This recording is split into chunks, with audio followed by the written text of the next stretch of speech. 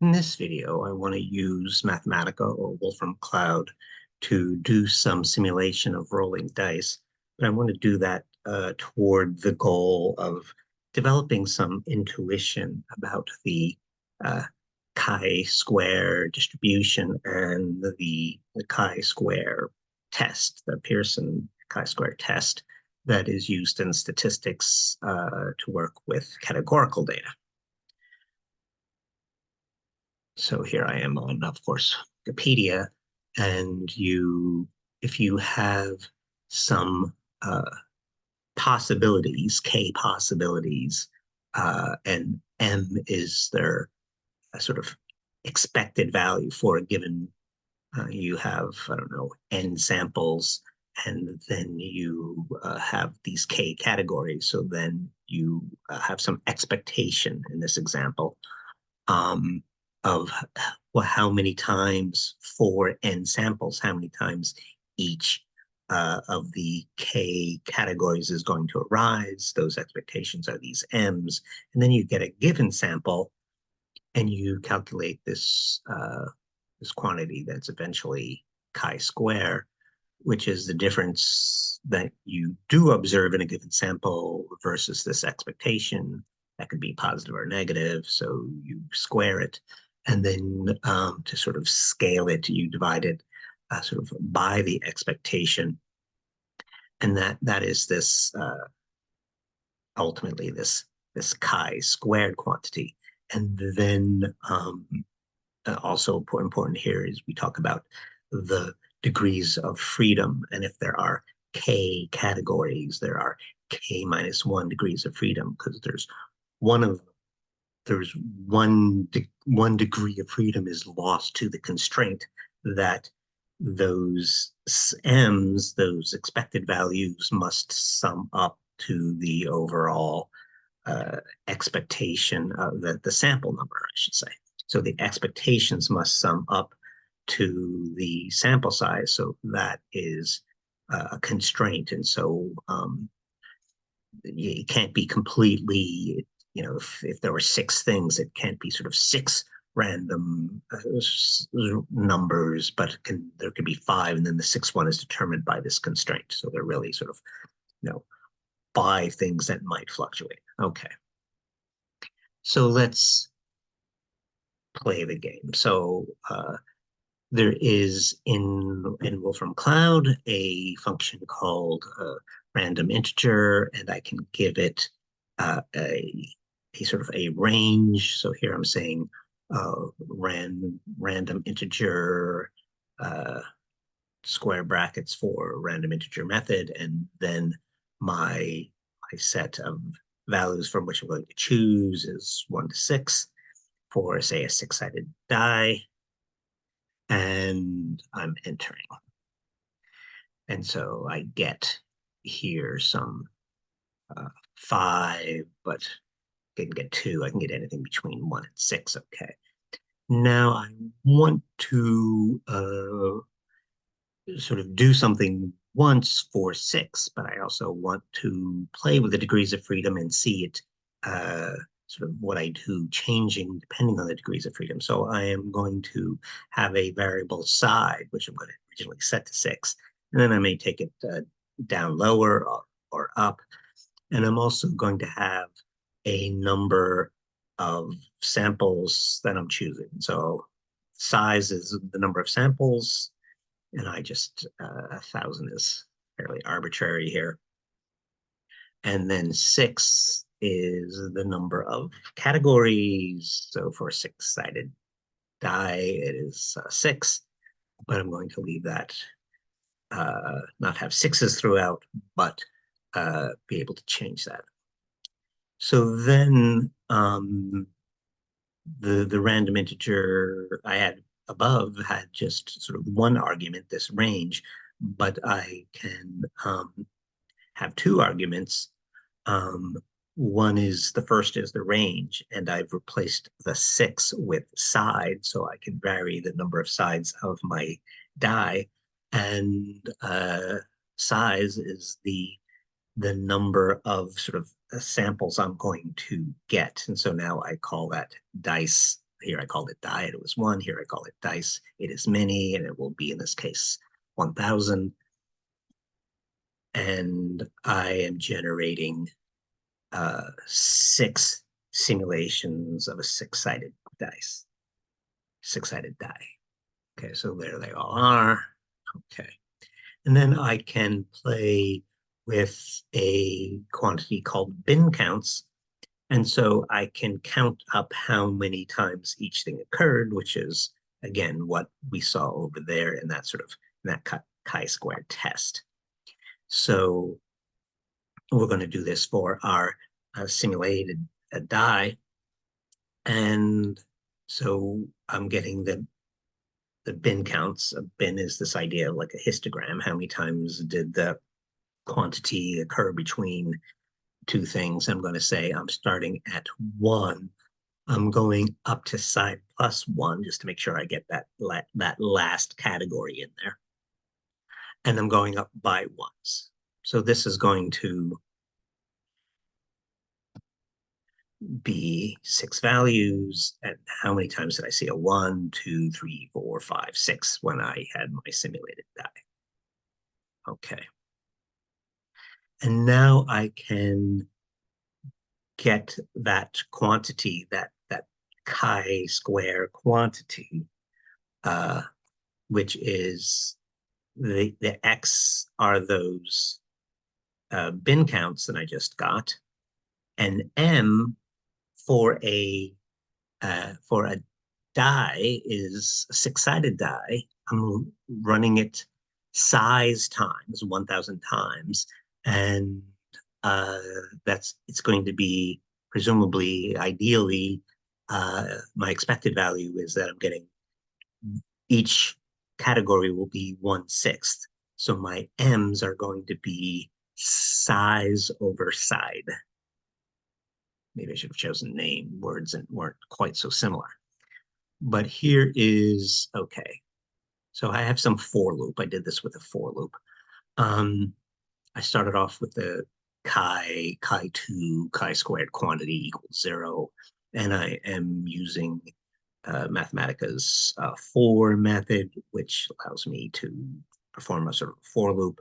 I started with my counter I at 1. I'm going up to and less than or equal, while it's less than or equal to side. Again, that is over k, the number of categories. So that's over the sides of the dice. And I'm incrementing my counter, and then I'm saying chi2 is equal to what chi2 previously was, and then here is that quantity. The freqs are what I called the bin count, so that is a list. I'm getting the ith element of that list, so that's that square bracket I. So like a single square bracket in Mathematica is typically like method or function related. So when you're using it more like an array or a list, then it's square bracket. So I'm getting the actual number of times it rolled minus size over side, which was our expectation value, squaring that quantity, and then scaling that, dividing that by the size over side, which is again the expectation value. And then I print them. So this is just for this one sample of 1,000 rolls. What is this chi-square? And that varies depending on the sample, of course. Now I'm going to do I'm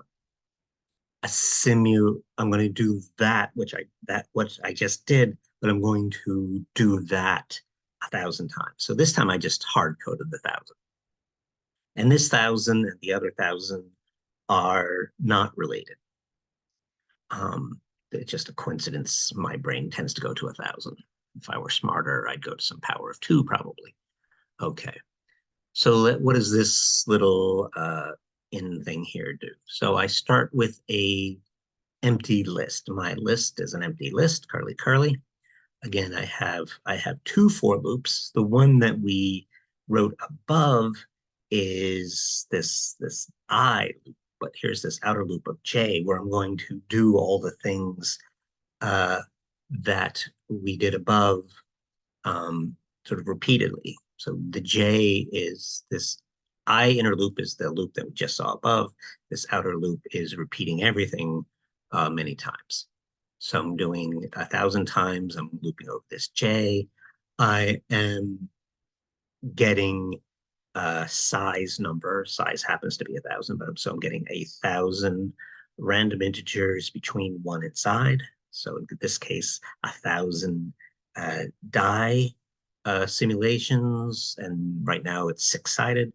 I'm getting the frequencies using bin counts, and then using my inner loop to calculate the chi-squared for that. And then I am adding the numerical value because Mathematica is crazy and it will tell me the sort of absolute fraction. And that would be a little bit crazy to look at. So give me the numerical value of these chi-squareds and add them to my list. And then I print out my list just because I like to see things. And then again, I'm doing something 1,000 times and then doing that 1,000 times. So that took a little time, but not too bad. And they're all my 1,000 chi-squared values. Okay, so let's make a histogram, and I'm making a histogram. This is what's called, so my list was what I'm going to make a histogram of, my chi-squared values. I'm going to go from, my bins are going to go from 0 to 20, and I'm going up by halves, and I'm making a PDF version, a probability density function version of my histogram, because that's what's best to sort of compare mathematical functions to. And so there is my histogram for that. Now, the idea here is that there's a mathematical distribution, the chi-square distribution, and that that this quantity is related to that. Now, here we see the side minus one. Again, in the chi-square distribution, you are getting some number. This parameter here is the sort of number of random variables you're pulling from a normal distribution. It is side minus one for the reasons we talked about before. The degrees of freedom is one less. So this is a chi-square distribution, in this case, of 5, and I'm plotting it from 0 to 20. So again, this is just a mathematical function. But let's compare that mathematical function to our values. So it seems to have, this mathematical function seems to have captured that shape that we got from our simulation of dice. So now I've hit the bottom, but you can ask, how does this change if I change? I'm not going to change the 1,000 here. I'm not going to change the other 1,000, but let's do a quick change of the degrees of freedom because that changes the shape of the function. So that's sort of the more interesting change. I'm going to change it to decrease my number of sides of my dice to 4 and sort of just run through all these calculations again with now 4. So now I have 4 bins because I only have 4 sides, so I only have 4 categories possible. I get some chi-squared. That's just one chi-squared, so that doesn't tell me much, but now here are 1,000 chi-squareds. Takes a little while. Okay. And then let's plot that as a PDF histogram. So it's a little closer, the chi-squared's a little bit closer to, a little more peaked, closer to 0 here. This side, this is automatically updated because of side, once I replot it. And let's plot them together. And so again, for that change in the sides of the dice, that change in the degrees of freedom, it seems to The function seems to capture well the results of this simulation. And let's go in the other direction. Let's go up to 12. I'm simulating dice here, then can go up to 12. Now, what I do have to watch, and I'm not in danger here because I chose 1,000. But one does have to watch that that the frequencies, the expected frequencies, when you're doing this test, they say if any of those sort of expected frequencies get to be sort of, I think it's less than 5 is their rule of thumb, then don't do this, do something else. So I'm not in that ballpark. But if I changed the number of my number of samples, sort of this size, if I made this size small enough, I could sort of get into trouble if I made it small enough. Okay. And I don't really have to do all of these. Really, this is the main one.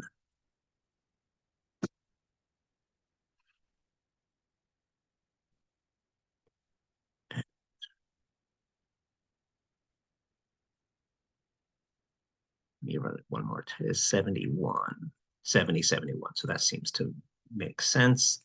And I've increased the number of sides. So I should be pulling away from the origin. I should get a peak away from the origin. And let's run that. And replot the mathematical function and bring them together. So it does seem to capture, as I change the number of sides of the dice, this distribution does seem to be capturing something about the results of my simulation. So that's nice. And I'm just sort of building up here some intuition about something that I sort of understand, simulating a rolling dice, and this sort of this chi-squared business.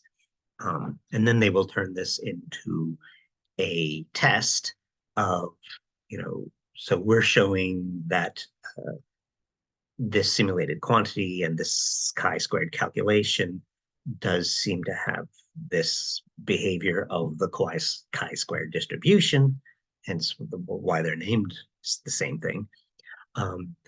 And then they will turn it into a test of, I have some distribution and I had some expectation.